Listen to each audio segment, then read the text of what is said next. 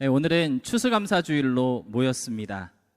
여러분은 추수감사절 또는 추수감사주일 이러면은 혹시 생각나시는 그러한 사람들이 있나요?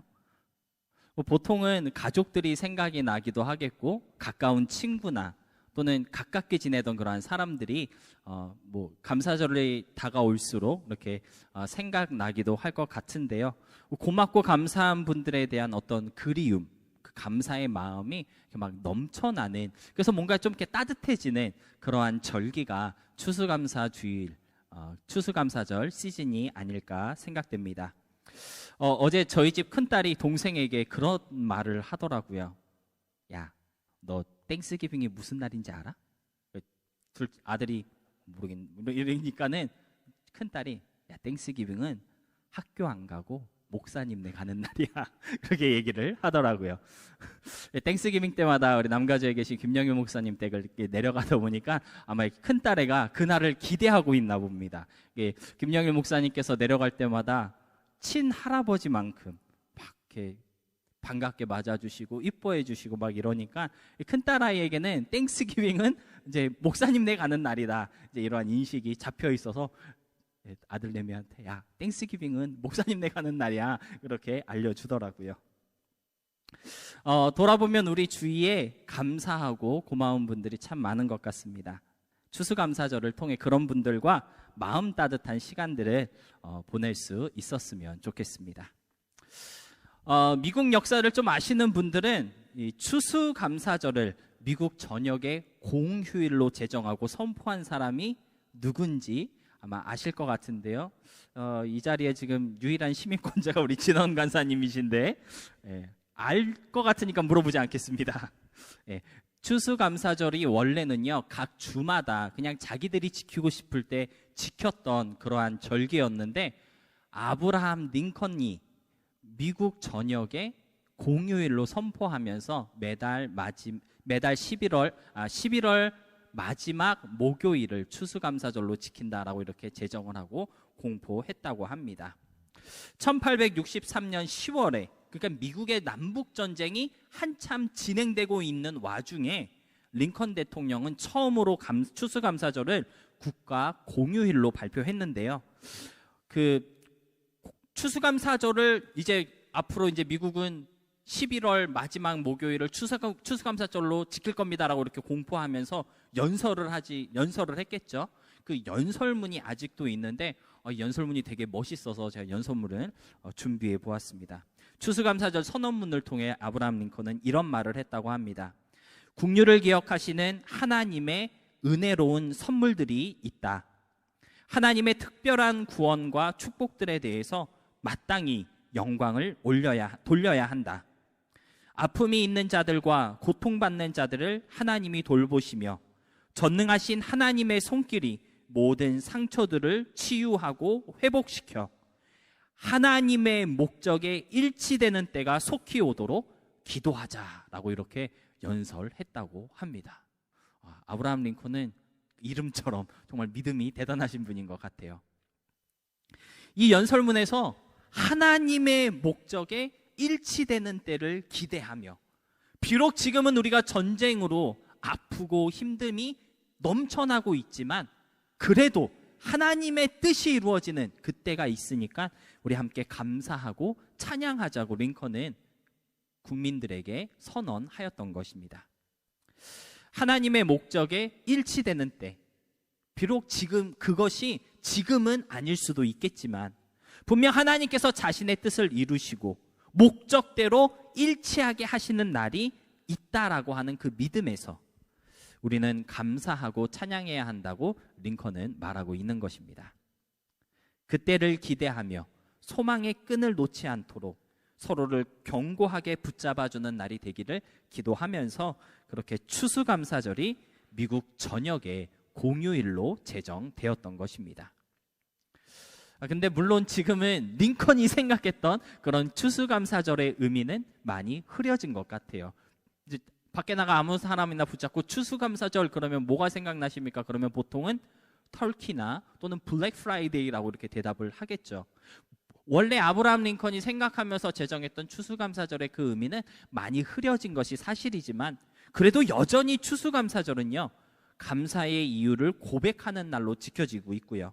특별히 온 가족이 함께 모여서 서로를 격려하고 붙잡아주는 가장 가정적인 공휴일로 그렇게 자리매김되었습니다.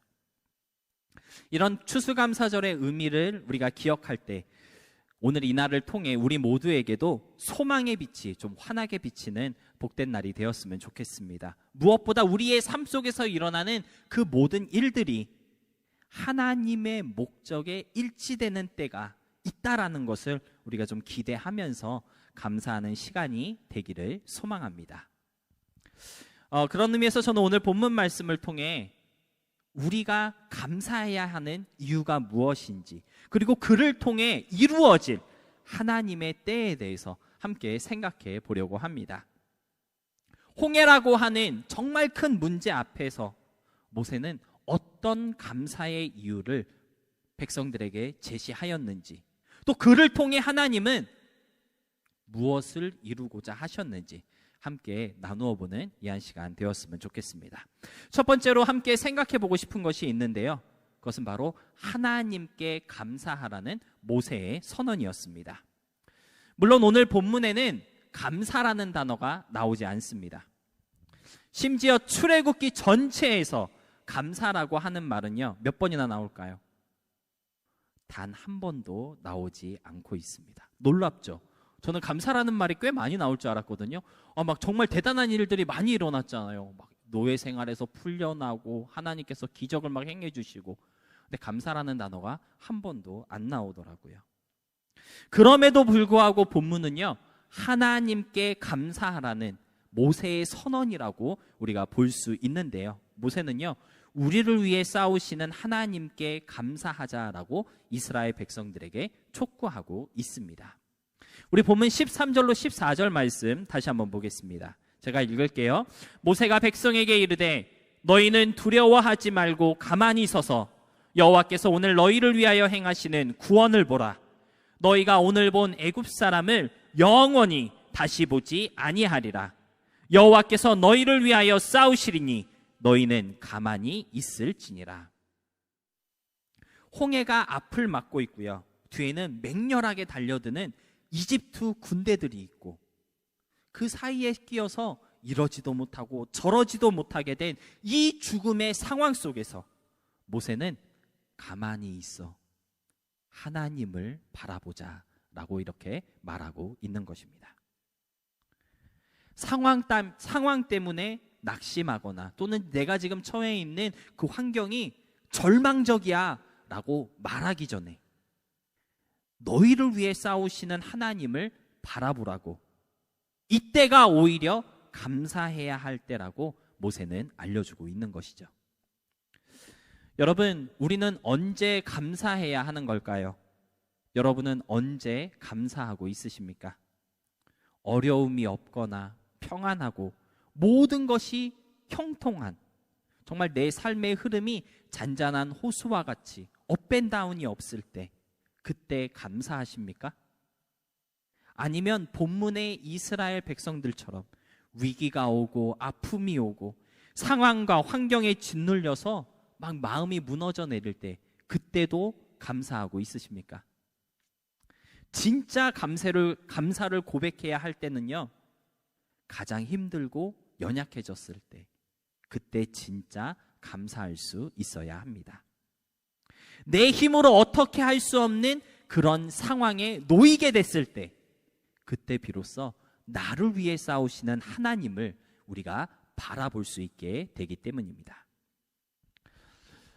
오늘 본문은 하나님께서 너희를 위해 일하시고 싸우신다라고 그렇게 말씀하고 있는데, 사실 하나님은요, 저와 여러분을 위해서 일하시는 것을 한 번도 멈춰보신 적이 없으신 분입니다.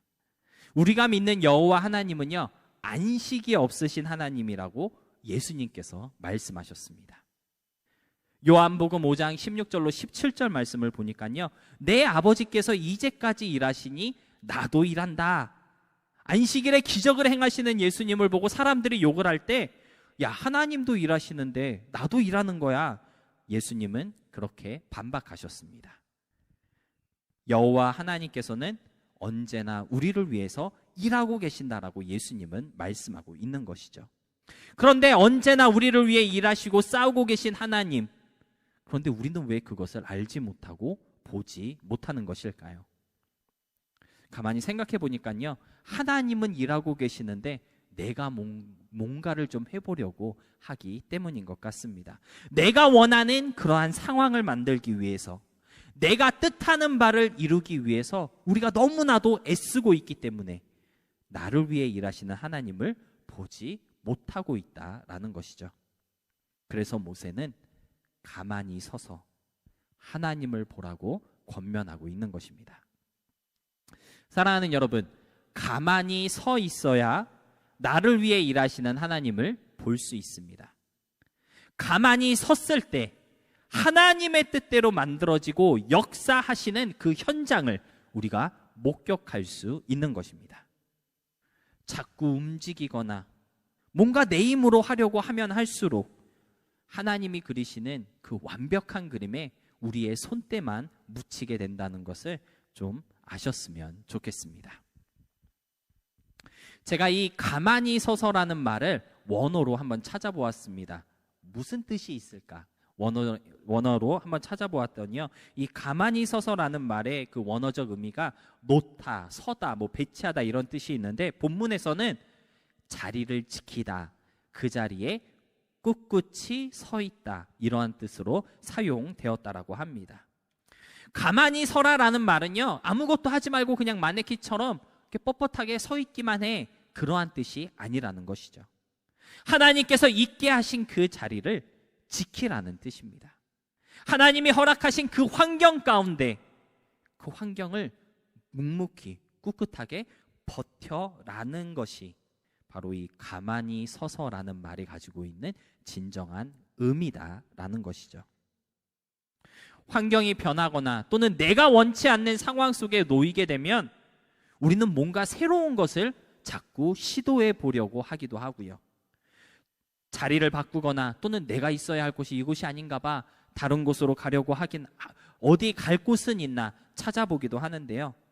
근데 오늘 본문은요, 특별하게 뭘 하지 않아도 그냥 지금 그 자리를 지키고 묵묵히 꿋꿋하게 있는 것만으로도 충분하다고 알려주고 있는 것입니다.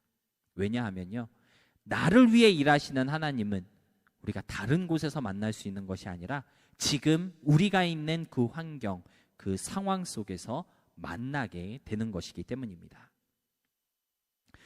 우리가 살아가고 있는 삶의 모든 현장이 아픔일 수도 있고 절망일 수도 있고 또는 기쁨이나 소망이 가득한 모습일 수도 있습니다. 그러한 모든 삶의 모습들은요, 하나님이 만들어 놓으신 역사의 현장입니다. 여러분이 경험하고 있는 그 모든 것들을 통해서 나를 위해 싸우시는 하나님, 우리를 이끄시는 그 하나님을 보여주시고 경험케 하시기 위해서 하나님이 깔아놓으신 판이다라는 것이죠. 그렇기 때문에 그러한 상황 속에서 우리가 해야 할 일은요, 그 상황 자체를 변화시키거나 또는 판을 뒤집어 놓는 것이 아니라 그 상황 안에서 일하시고 나를 위해 싸우시는 하나님을 보기 위해 그저 내 자리를 지키고 꿋꿋하게 서 있는 것입니다. 그러면 나를 위해 싸우시는 하나님을 보게 되는 것입니다. 한동안 많이 불리던 찬양이 있습니다. 광야를 지나며라고 하는 그러한 찬양이 있는데요, 그 찬양의 가사를 보니까 이러한 가사가 있어요. 왜 나를 깊은 어둠 속에 홀로 두셨는지, 이 힘들고 괴로운 광야를 왜 지나게 하시는 걸까? 이 찬양을 작사하신 분은 그러한 고백을 하고 있더라고요. 그러면서 고백합니다. 주님만 내 도움 되시고 주님만 내 힘이 되심을 알게 하기 위해서다 라고 이 찬양에서 고백하고 있습니다. 여러분, 우리가 살아가고 있는 모든 삶이 바로 이와 같은 목적으로 주어진 광야다라는 것입니다. 주님만 내 도움이 되시고 주님만 내 힘이 되신다라는 것을 보여주시기 위해서, 깨닫고 의지하게 하시기 위해 지금 이 죽을 것 같은 광야를 지나가게 하고 계신 것입니다. 사랑하는 여러분, 우리를 위해 멈추지 않고 싸우시는 그 하나님께 감사하시기 바랍니다. 오늘 이 추수감사절이 나를 위해 싸우시는 주님을 발견케 되는 은혜의 시간이 되었으면 좋겠습니다. 혹 지금 우리의 삶의 모습이 본문의 이스라엘 백성들처럼 앞뒤가 꽉 막혀서 소망도 없고 기대도 없는 것처럼 보인다 할지라도 나를 위해 싸우시는 하나님이 있음을 믿음으로써 아무것도 두려워하지 않을 수 있게 되기를 주님의 이름으로 축복합니다. 두 번째로 함께 나누고 싶은 것은요, 하나님의 목적에 일치되는 때가 있음을 기억하자라는 것인데요. 우리 본문 21절 말씀 다 같이 한번 다시 보도록 하겠습니다. 우리 21절 말씀 한 목소리로 읽겠습니다. 시작. 모세가 바다 위로 손을 내밀매 여호와께서 큰 동풍이 밤새도록 바닷물을 물러가게 하시니 물이 갈라져 바다가 마른 땅이 된지라. 여러분 21절 말씀을 읽으시면서 뭔가 좀 새롭게 보이시는 게 있으신가요? 제가 하이라이트를 해놨는데, 보통 우리는요 홍해의 기적을 생각할 때 어떤 생각을 하죠? 모세가 손을 딱 내미니까 한순간에 바다가 쫙쫙쫙 하고 갈라지는 그러한 그림을 연상합니다. 실제로 영화나 만화에서도 보면요, 모세가 손을 들자마자 정말 다이나믹하게 홍해 바다가 쫙 하게 갈라지는 그러한 모습을 연출하고 있는데요. 그런데 21절 말씀을 자세히 보니까요, 여호와께서 큰 동풍이 밤새도록 바닷물을 물러가게 하시고 물이 물러가게 하시니 물이 갈라져 바다가 마른 땅이 되었다라고 그렇게 기록하고 있습니다. 한순간에 쫙 하고 갈라진 것이 아니라 홍해가 갈라지기까지 얼마나 걸렸다는 거예요? 밤새도록이라는 시간이 걸렸다고 오늘 성경은 기록하고 있는 것입니다. 여기 보니까요, 동풍을 불게 하셔서 바다를 가르셨다라고 말씀하고 있는데, 동풍이라고 하는 것은요 동쪽에서부터 불어오는 바람을 뜻합니다. 아마도 홍해 동쪽에서부터 바람이 불기 시작해서 바다를 가르기 시작한 것 같아요. 동쪽에서부터 바람이 불었으니까. 그래서 동쪽에서부터 바다가 갈라지기 시작했고, 그렇게 갈라지기 시작한 바다가 밤새도록 갈라져서 밤이 샜을 때 드디어 쫙 하고 길이 열렸다라고 우리가 상상해 볼 수 있는데요. 그런데 중요한 것은 이스라엘 민족들이 서 있는 곳이 지금 홍해 동쪽일까요? 서쪽일까요? 정확한 지명 이렇게 조사는 안 해봤지만 이스라엘 민족들이 지금 있는 곳은요 홍해 동쪽이 아니라 홍해 서쪽이라고 합니다. 그러니까 이스라엘 민족들이 서 있는 곳 반대쪽에서부터 바다가 갈라져서 왔다라고 우리가 상상할 수 있다라는 것이죠. 그래서 아마도 그 영화나 이렇게 만화 같은 데 보면은 이렇게 물이 한꺼번에 촥 하고 갈라지잖아요. 그게 어쩌면 일리가 있는 모습일 수도 있을 것 같아요. 왜냐하면 반대쪽부터 쭉 갈라져 오다가 바로 앞에까지 다 갈라져 왔을 때 모세가 손을 딱 드니까 쫙 하고 열리면 이미 다 갈라져 있으니까 한 방에 쫙 열린 것처럼 그렇게 보일 수가 있잖아요. 그래서 틀린 연출은 아니다라고 생각할 수 있는데요. 포인트는 뭐냐면요, 홍해 바다가 반대편에서부터 갈라졌다라는 것입니다. 아늑히 먼 곳에서부터, 우리 눈에 보이지 않는 그곳에서부터 하나님은 역사를 일으키고 계셨다라는 것이죠. 아마도 이스라엘 민족들은요 홍해를 가르고 있는 그 동풍, 동쪽에서 불어오는 그 바람을 느꼈을까요? 느끼지 못했을까요? 느끼지 못했을 것 같습니다. 왜냐하면요 워낙에 먼 곳이에요. 그 바람을 느끼기에는 홍해는 너무 컸기 때문입니다. 또는 동풍이 불어온다 할지라도 그냥 또 바닷바람이 부는구나, 왜냐하면 늘 부는 바람이니까 그렇게 생각했을지도 모르겠습니다. 그런데 그 바람은 바로 하나님께서 역사하고 계시다라고 하는 증거이었던 것입니다. 하나님은요 동풍을 일으켜서 홍해를 가르고 계셨고요, 이스라엘 민족들이 그것을 알건 모르건, 그들이 그것을 느끼건 느끼지 못했건 하나님의 역사는 이미 시작되었었고 우리가 생각하는 것보다 훨씬 오래전부터 일하고 계셨다라고 하는 것을 오늘 본문 21절은 알려주고 있는 것입니다. 밤새도록 바람이 불어 홍해가 갈라졌다라고 했는데, 저는 이 성경 구절을 읽으면서 그러면 도대체 모세는 언제 손을 들었을까가 되게 궁금해지더라고요. 왜냐하면요, 바람이 불기 전에 손을 들었다고 하면 좀 이상하잖아요. 바다가 갈라지기 위해서 손을 딱 들었는데 바다가 갈라지는데 밤새도록 걸려요. 그럼 이스라엘 민족들이 되게 실망했을 것 같아요. 근데 오늘 본문 말씀을 보면 사실 손을 들고 그 다음에 바다가 갈라진 게 맞는데, 제가 생각할 때는요, 바다는 이미 갈라지고 있었습니다. 그리고 다 갈라져서 이스라엘 민족들 앞에까지 왔을 때 하나님께서 모세야 손 들어라 해서 손을 딱 드니까 바다가 쫙 갈라져서 이미 갈라진 길까지 보게 되는 그러한 역사를 일으켜 주시지 않았나 생각을 해 보았습니다. 그 갈라짐이 이스라엘 민족들 앞에까지 왔을 때 하나님께서 지금 그때를 준비하시고 지금 그때를 위해서 모세로 하여금 손을 들게 하셨다라는 것이죠. 바다를 갈라놓기 위해서 손을 들었을 때 이스라엘 민족들은 그때서야 하나님께서 원하셨던 하나님의 목적이 이루어지는 그때를 목격하게 되고 경험하게 되었던 것입니다. 물론 하나님께서는 이미 하룻밤 전에 동풍을 불게 하셔서 아마 바다를 갈라놓고 계셨는지도 모르겠습니다.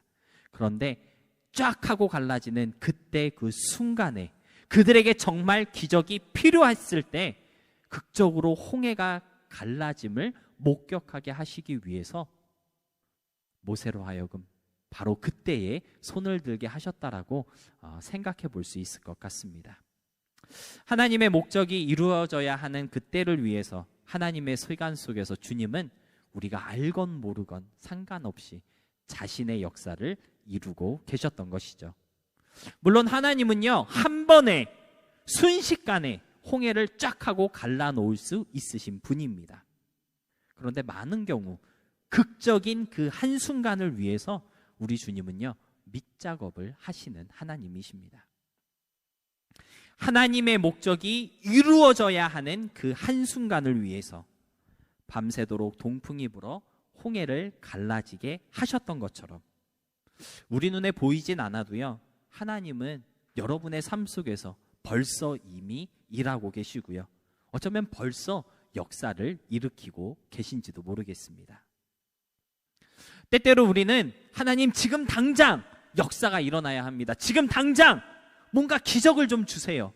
하나님의 능력이 일하고 있음을 내가 지금 목격해야 합니다.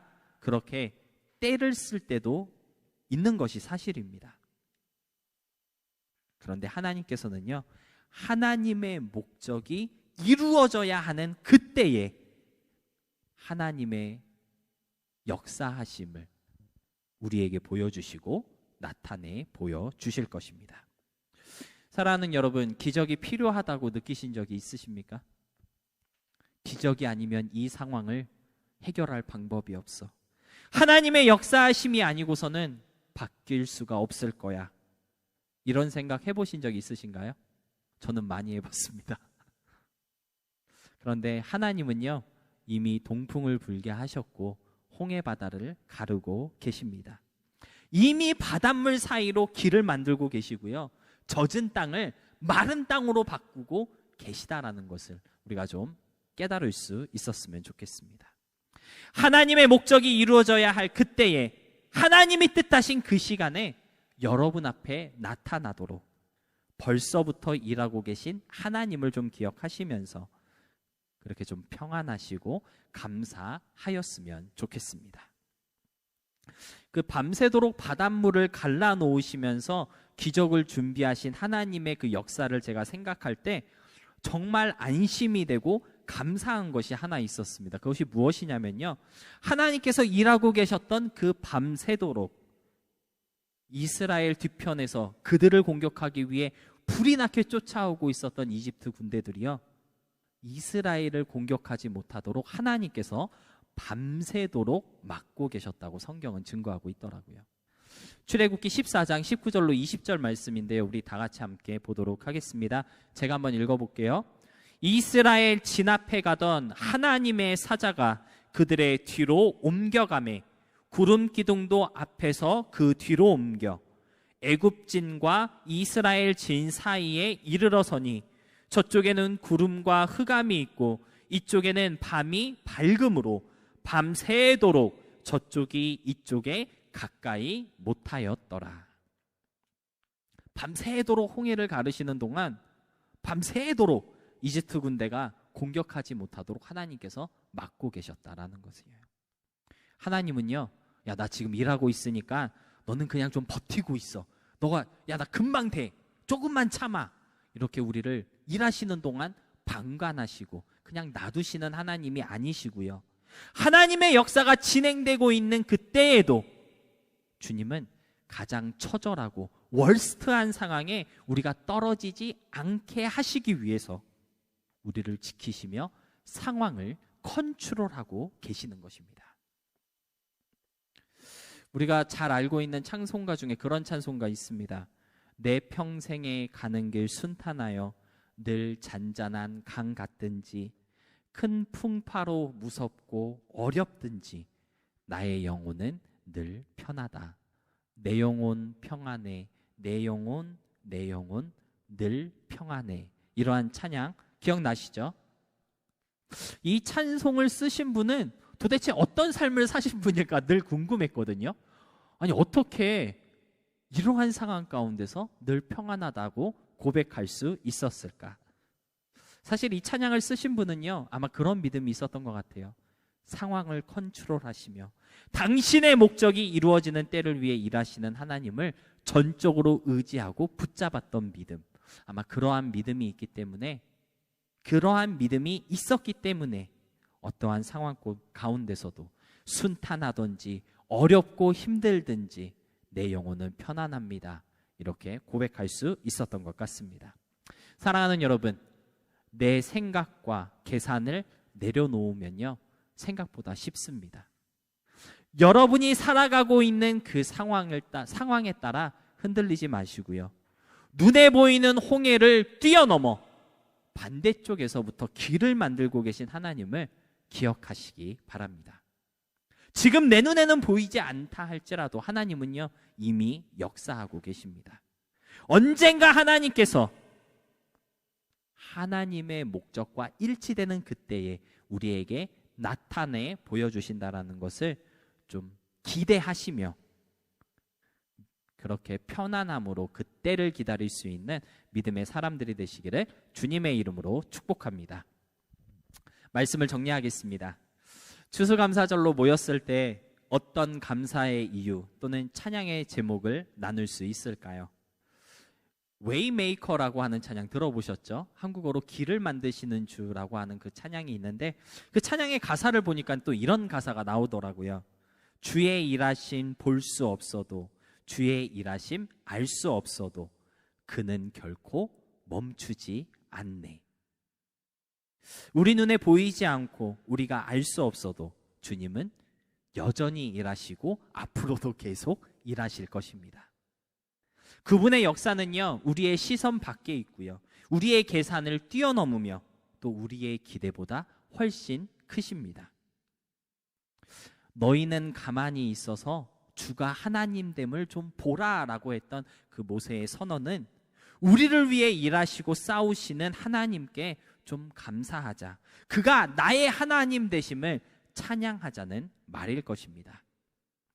오늘 추수감사주의를 통해 우리의 상황을 컨트롤하시며 당신의 목적을 이루어 가시는 주님을 바라보게 되고요, 그 하나님께 진정한 감사와 찬양을 올려드리는 우리가 되기를 소망합니다. 그런 하나님에 대한 이해와 기대 속에서 힘들고 지치고 아프고 또 상처난 우리 삶의 모든 부분들이 깨끗하게 치료되고 회복되는 좀 따뜻한 은혜가 저와 여러분의 삶 가운데 충만케 되기를 주님의 이름으로 축복합니다.